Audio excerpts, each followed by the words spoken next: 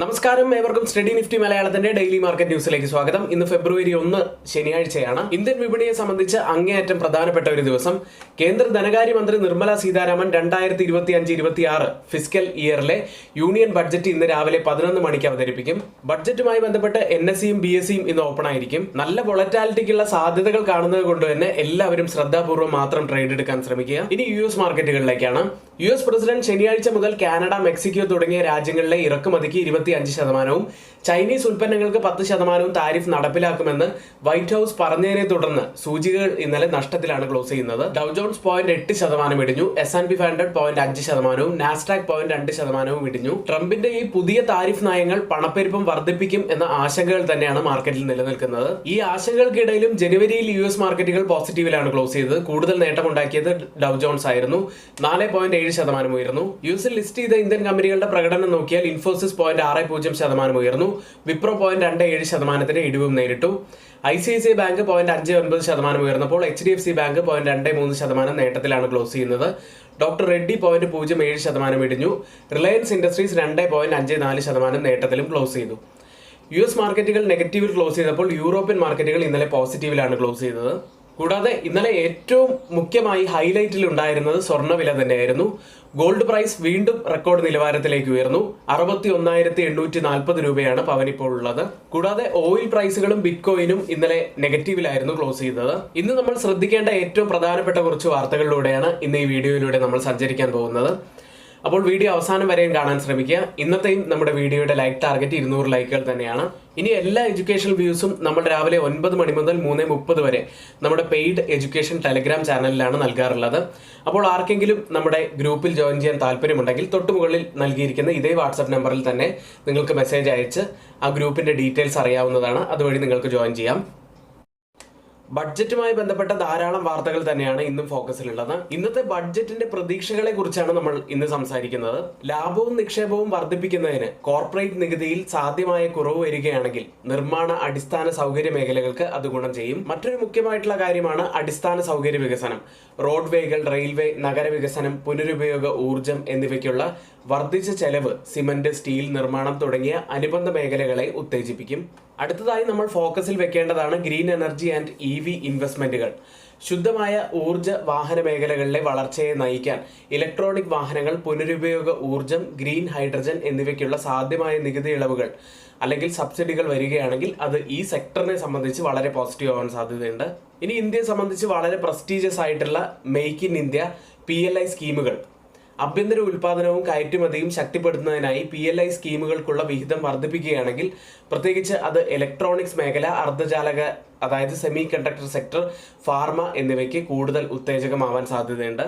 ഏതായാലും സാമ്പത്തിക മാന്ദ്യത്തെയും ആഗോള വ്യാപാര വെല്ലുവിളികൾക്കിടയിലും പ്രതിരോധിക്കുന്നതിനുള്ള വളർച്ചയ്ക്ക് അനുകൂലമായ നടപടികൾ നിക്ഷേപകർ പ്രതീക്ഷിക്കുന്നുണ്ട്. അത്തരത്തിൽ പോസിറ്റീവായിട്ടുള്ള ഒരു ബഡ്ജറ്റ് ആണെങ്കിൽ ഉറപ്പായിട്ടും ഒരു റാലിക്കുള്ള സാധ്യതകൾ ഇപ്പോഴത്തെ ഈ ഒരു സാഹചര്യത്തിൽ കാണുന്നുണ്ട്. ഇന്ത്യൻ മാർക്കറ്റിലെ ഇന്നലത്തെ പ്രധാനപ്പെട്ട ഒരു ഇവന്റ് ആയിരുന്നു എക്കണോമിക് സർവേ 2024-25. ഈ എക്കണോമിക് സർവേയിലെ ഏറ്റവും പ്രസക്തമായ കുറച്ച് കാര്യങ്ങളിലൂടെ നമുക്കൊന്ന് പോകാം. ഇന്ത്യയുടെ GDP 2026 സാമ്പത്തിക വർഷത്തിൽ 6.3 മുതൽ 6.8% വളരുമെന്നാണ് പ്രവചിക്കുന്നത്. ഇത് നേരത്തെ കണക്കാക്കിയതിനേക്കാൾ അല്പം കുറവാണ്. സാമ്പത്തിക സർവേ മത്സരക്ഷമത വർദ്ധിപ്പിക്കുന്നതിന് പ്രത്യേകിച്ച് MSMEകൾക്ക് നിയന്ത്രണങ്ങൾ നീക്കാൻ ഊന്നൽ നൽകുന്നു. അതായത് വളർച്ചയെ സഹായിക്കുന്നതിനായി പ്രത്യേകിച്ച് ചെറുകിട ബിസിനസ്സുകൾക്ക്, MSMEകൾക്ക് നിയന്ത്രണങ്ങൾ കുറയ്ക്കുമെന്നാണ് സർവേ നിർദ്ദേശിക്കുന്നത്.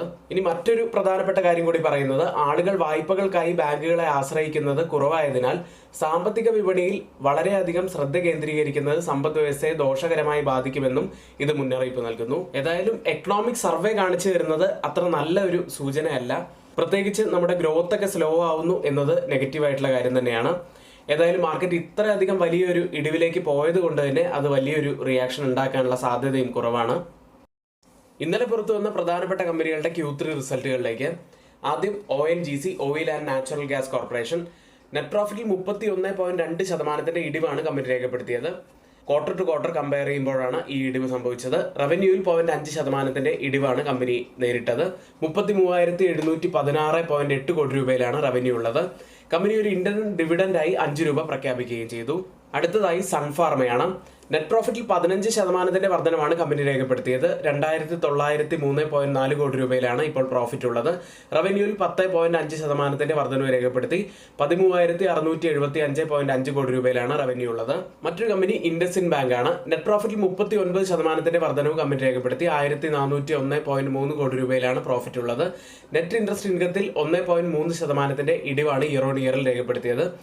പ്രൊവിഷൻസ് ആൻഡ് കണ്ടിജൻസീസിൽ ഒരു വർധനമാണ് ഉണ്ടായിരിക്കുന്നത്. 1743.6 കോടി രൂപയിലാണ് ഇപ്പോൾ പ്രൊവിഷൻസ് ആൻഡ് കണ്ടിജൻസീസ് ഉള്ളത്. അടുത്തതായി LIC ഹൗസിംഗ് ഫിനാൻസ്. നെറ്റ് പ്രോഫിറ്റിൽ 23% വർധനവ് കമ്പനി രേഖപ്പെടുത്തി 1432 കോടി രൂപയിലാണ് പ്രോഫിറ്റ് ഉള്ളത്. നെറ്റ് ഇൻട്രസ്റ്റ് ഇൻകത്തിൽ 5% ഇടിവാണ് കമ്പനി രേഖപ്പെടുത്തിയത്. 2000 കോടി രൂപയിലാണ് നെറ്റ് ഇൻട്രസ്റ്റ് ഇൻകം ഉള്ളത്. അടുത്തതായി പൂനാവാല ഫിൻകോർപ്പ് ആണ്. നെറ്റ് പ്രോഫിറ്റിൽ 92.9% ഇടിവാണ് കമ്പനി രേഖപ്പെടുത്തിയത്. 18.7 കോടി രൂപയിലാണ് പ്രോഫിറ്റ് ഉള്ളത്. നെറ്റ് ഇൻട്രസ്റ്റ് ഇൻകത്തിൽ 22.2% വർധനവും കമ്പനി രേഖപ്പെടുത്തി. അടുത്തത് IRB ഇൻഫ്രാസ്ട്രക്ചർ ഡെവലപ്പേഴ്സ് എന്ന കമ്പനിയാണ്. നെറ്റ് പ്രോഫിറ്റിൽ ഒരു ഷാർപ്പ് വർധനമാണ് ഉണ്ടായിരിക്കുന്നത്. 187.4 കോടി രൂപയായിരുന്നു കഴിഞ്ഞ വർഷത്തെ ലാഭമായി പുറത്തു വന്നത്. എന്നാൽ ഇത്തവണ അത് 6026.1 കോടി രൂപയാണ്. റവന്യൂവിൽ 2.9% വർധനവുമാണ് കമ്പനി രേഖപ്പെടുത്തിയത്. അടുത്തത് നുവാമ വെൽത്ത് മാനേജ്മെന്റ് എന്ന കമ്പനി. നെറ്റ് പ്രോഫിറ്റിൽ 43% വർധനവ് ഇയർ ഓൺ ഇയറിൽ രേഖപ്പെടുത്തി 252.1 കോടി രൂപയിലാണ്. റവന്യൂവിൽ 22.7% വർധനവുമാണ് കമ്പനി രേഖപ്പെടുത്തിയത്. അടുത്തത് ട്രിവേണി ടർബൈൻ എന്ന കമ്പനിയാണ്. നെറ്റ് പ്രോഫിറ്റിൽ ഇയർ ഓൺ ഇയറിൽ 35.5% വർധനവ് കമ്പനി രേഖപ്പെടുത്തി 92.4 കോടി രൂപയിലാണ് പ്രോഫിറ്റ് ഉള്ളത്. റവന്യൂവിൽ 16.6% വർധനവാണ് രേഖപ്പെടുത്തിയത്. 503.4 കോടി രൂപയിലാണ് റവന്യൂ ഉള്ളത്. അടുത്തതായി ടാറ്റ പവർ എന്ന കമ്പനി. കമ്പനിയുടെ അനുബന്ധ സ്ഥാപനമായ ടാറ്റ പവർ റിന്യൂവബിൾ എനർജി രാജസ്ഥാനിലെ വിജയ്പൂർ വിദ്യുത് വിതരൺ നിഗം, അജ്മീർ വിദ്യുത് വിതരൺ നിഗം ലിമിറ്റഡ്, ജോധ്പൂർ വിദ്യുത് വിതരൺ നിഗം ലിമിറ്റഡ് തുടങ്ങിയ കമ്പനികളുമായി ഒരു ധാരണാപത്രത്തിൽ ഒപ്പുവെച്ചു. ഇന്ന് റിസൾട്ട് പുറത്തു വരുന്ന പ്രധാനപ്പെട്ട കുറച്ച് കമ്പനികൾ: Aarti Industries, Anand Raj, Apex Forex and Foods, GR Infra Projects, Jaiprakash Power Ventures, Neogen Chemicals, Vinati Organics തുടങ്ങിയ കമ്പനികളുടെ റിസൾട്ടുകളാണ് ഇന്ന് പുറത്തു വരുന്നത്. മറ്റൊരു കാര്യമുള്ളത്, ഓപ്ഷൻസിന്റെ ബേസിക്സ് മുതലുള്ള കാര്യങ്ങൾ പഠിച്ചു പോകാൻ നിങ്ങൾക്ക് ഇവിടെ ഞങ്ങൾ ഒരു സുവർണാവസരം നൽകുകയാണ്. വെറും 4 ക്ലാസ്സുകൾ കൊണ്ട് ഓപ്ഷൻസിനെ കുറിച്ചുള്ള ധാരാളം കാര്യങ്ങൾ കവർ ചെയ്തു പോകുന്ന ഒരു ബേസിക് കോഴ്സാണ് നമ്മൾ ഇവിടെ അവതരിപ്പിക്കുന്നത്.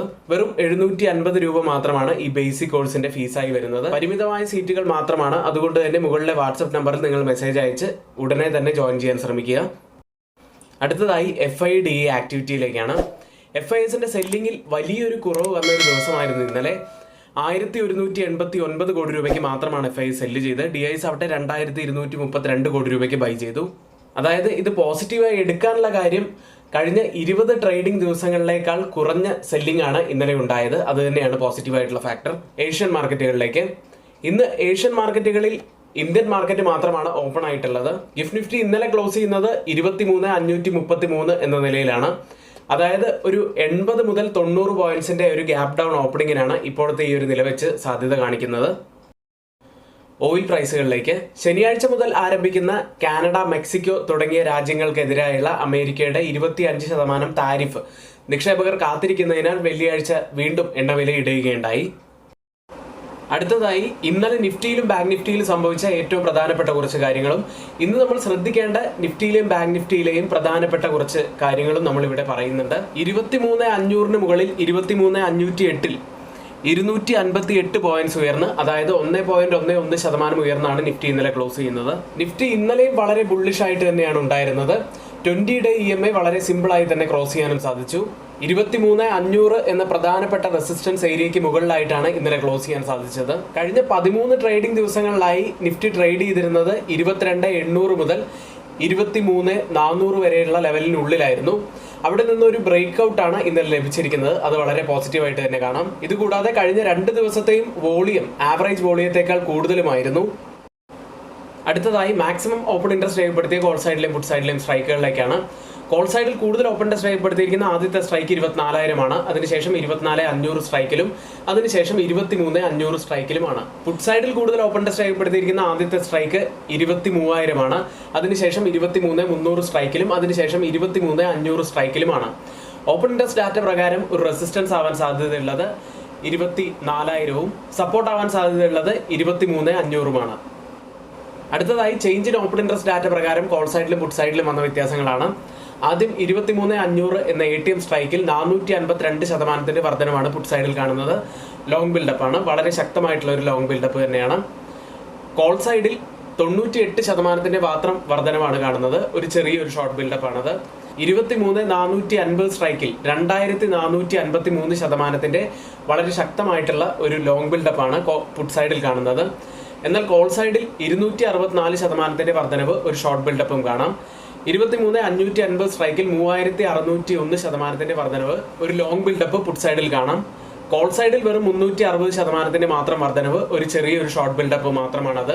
ഈ 3 സ്ട്രൈക്കുകളും കമ്പയർ ചെയ്യുമ്പോൾ മാർക്കറ്റിനെ മുകളിലേക്ക് കൊണ്ടുപോകാൻ കഴിവുള്ള പുട്ട് സെല്ലേഴ്സ് തന്നെയാണ് നല്ല ശക്തിയോടെ നിൽക്കുന്നത് എന്നാണ് കാണുന്നത്. ബാങ്ക് നിഫ്റ്റിയിലേക്ക് 49,587-ൽ 275 പോയിന്റ്സ് ഉയർന്നാണ് ബാങ്ക് നിഫ്റ്റി ക്ലോസ് ചെയ്യുന്നത്. ബാങ്ക് നിഫ്റ്റിയിൽ നമ്മൾ പറഞ്ഞ W പാറ്റേണിന്റെ ടാർഗറ്റ് ഹിറ്റ് ചെയ്തിട്ടുണ്ട്. കൂടാതെ ബുള്ളിഷ് വോളിയം കൂടി വരുന്നതും ഒരു പോസിറ്റിവിറ്റി തന്നെയാണ്. അടുത്തതായി മാക്സിമം ഓപ്പൺ ഇൻട്രസ്റ്റ് രേഖപ്പെടുത്തിയ കോൾ സൈഡിലും പുട്ട് സൈഡിലും സ്ട്രൈക്കുകളിലേക്കാണ്.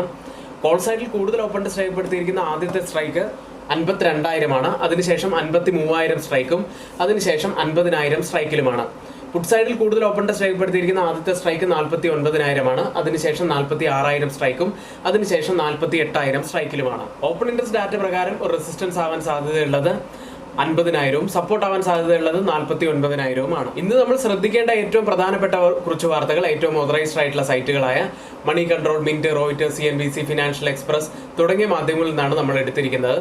മറ്റുള്ളവയെല്ലാം നമ്മുടെ വ്യൂസ് മാത്രമാണ്, ഒരിക്കലും അത് റെക്കമെൻഡേഷൻ അല്ല. നിങ്ങളുടെ എഡ്യൂക്കേഷൻ പർപ്പസിന് വേണ്ടിയാണ് അതിവിടെ ഷെയർ ചെയ്തിട്ടുള്ളതും. എങ്കിൽ ഇന്നത്തെ ഈ വീഡിയോ ഇവിടെ പൂർത്തിയാവുന്നു. ഏവർക്കും നന്ദി.